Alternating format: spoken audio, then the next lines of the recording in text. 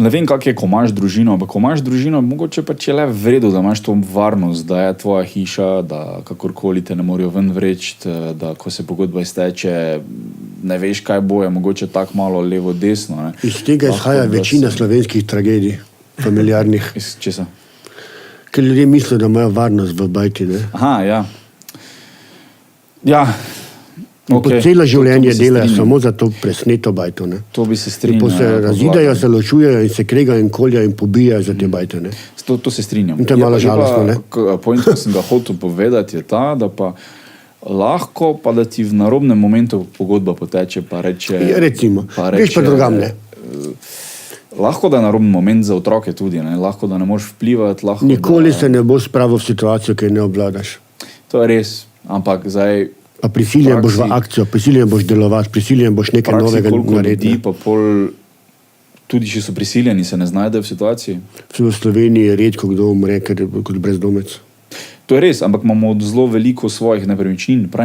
Predstavljaj si situacijo, da je res nepravi moment, bolezen v družini, otroci morajo se zgodi, zdaj pa pogodba poteče, pa se je treba preseliti. Nepremičninski trg se je zasuko, stanovanja so dražja, ne? Pa smo tam. Ja, se zgodi. Ja. Se zgodi.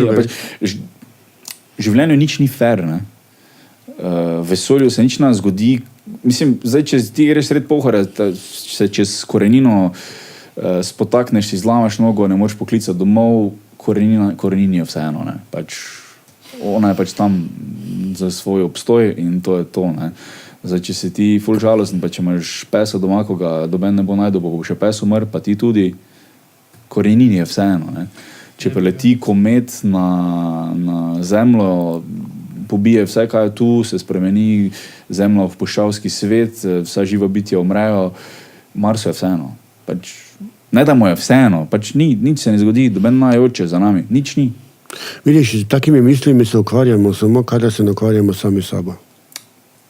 Ko se ukvarjaš sam sabo, ne, ko delaš na tem, kar rad delaš, ti take misli enostavno so nepomembne. Če se ukvarjaš s tem, kar uživaš, čem uživaš, ne, če si recimo, ali si obrtnik, ali si umetnik, ali si športnik, karkoli že, ne, in delaš z užitkom, kar delaš, ti misli o obstoju, pa o vesolju, pa o koreninah ne hodijo po glavi, ne. Mi jo zadebatiramo o njih seveda, ne, to je smiselno, ne, ampak ljudje večinoma teoretizirajo življenje, ne.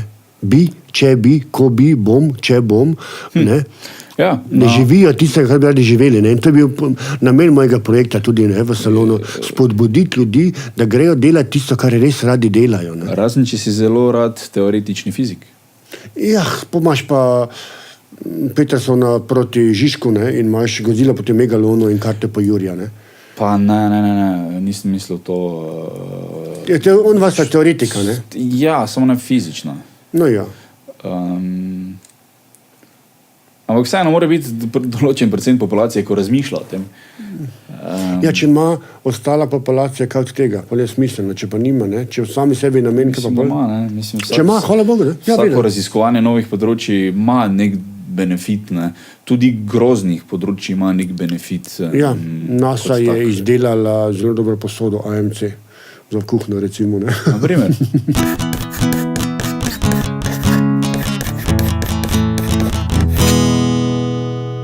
Fuck, jaz to moram videti.